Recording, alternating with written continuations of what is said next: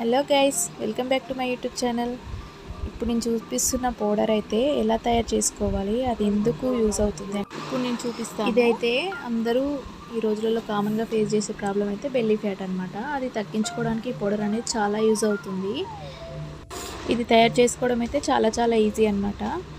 మనం ఒక స్టవ్ వెలిగించుకొని దానిపైన ఒక కడాయి పెట్టేసుకొని దాంట్లో జీలకర్ర, కొంచెంగా మెంతులు, కొంచెం సోంపు, కొంచెం వాము యాడ్ చేసుకొని అన్నీ కొంచెం లైట్గా వేడి చేసుకోవాలి. మెంతులు అయితే కొంచెమే తీసుకోవాలి, ఎందుకంటే చేదవుతుంది కదా. బాగా నల్లగా అవ్వకుండా కొంచెం మామూలుగా అయితే వేంపుకుంటే సరిపోతుంది అనమాట. అలా వేంపుకున్న తర్వాత దాన్ని అయితే మిక్సీ జార్లోకి తీసుకోవాలి. ఆ మిక్సీ జార్లో తీసుకున్న తర్వాత దాన్ని మంచిగా మిక్సీ పట్టేసుకోవడమే. ఇలా కొంచెంగా మిక్సీ పట్టేసుకొని ఇలా మెత్త పౌడర్ అయిన తర్వాత దాన్ని ఒక ఎయిర్ టైట్ కంటైనర్లో అయితే స్టోర్ చేసుకోవాలి. నేనైతే కంటైనర్లో స్టోర్ చేసుకుంటున్నాను. ఇలా మిక్సీ పట్టుకున్నా, కొంచెం మిక్సీ పట్టుకొని ఇలా ఒక కంటైనర్లో అయితే స్టోర్ చేసుకున్నాను.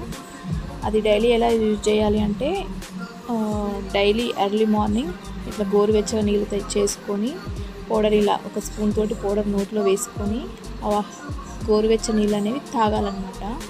డైలీ ఎర్లీ మార్నింగ్ ఇలా చేస్తే మన బెల్లీ ఫ్యాట్ అనేది త్వరగా తగ్గిపోతుంది. అయితే ఇంత పెద్ద బాక్స్లో డైలీ తీయడం పెట్టడం చేస్తుంటే దాని ఘాటు అనేది వెళ్ళిపోతుంది కదా, స్మెల్ అనేది దాని పవర్ తగ్గిపోతుంది. అందుకని ఒక చిన్న బాక్స్లో ఇలా స్టోర్ చేసుకొని పెట్టుకోవాలి.